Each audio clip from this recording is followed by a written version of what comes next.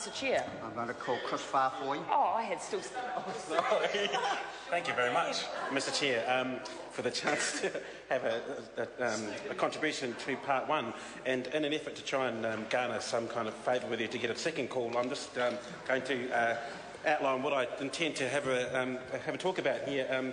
I know that my colleagues have spoken about network operators and the definition of that. I certainly will try and touch on that, but also something that Dr. David Clark also mentioned, and that is the definition, very good man, the definition of surveillance agencies. But I did want to start, Mr. Chair, with the definition of network operator, and a number of my colleagues have spoken about the very broad nature of the network operator as it stands within the bill. And for the benefit of those who are listening or watching at home, a network operator under this bill is A, a person who owns, controls or operates a public telecommunications network, or B, a person who supplies, whether by wholesale or retail, another person with the capability to provide a telecommunications service.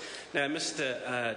Chair, a little bit further on in part one, it does go on to define a telecommunications service as having the meaning given to them under Section 5 of the Telecommunications Act. And Mr. Chair, I did want to, because I do want to stay very much on the bill and not be sidetracked by other issues, read to you what a telecommunications service under the Telecommunications Act 2001 is meant. And by telecommunication, they means the conveyance of by electromagnetic means from one device to another of any encrypted or non-encrypted sign, signal, impulse, writing, image, sound, instruction, information or intelligence of any nature, whether for the information of any person using the device or not. Now, essentially, Mr. Chair, that puts into very technical and within the legislation that anything that you do with any electronic device comes under this legislation. So if you run an internet website at all, you're going to you will be included within this bill. Within this tax bill. A number of my colleagues have mentioned whether or not the likes of Stuff or the New Zealand Herald will be considered a network operator.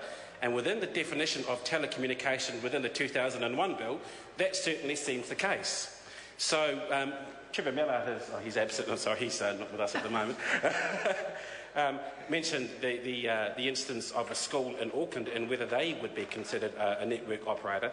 But Mr. Chair, we would on this side of the House put forward that anyone running any kind of internet service, whether it be the likes of Stuff or the New Zealand Herald, whether it be Facebook, whether it be Skype, any communication, any kind of electronic communication that any Kiwi makes now can be intercepted by this bill.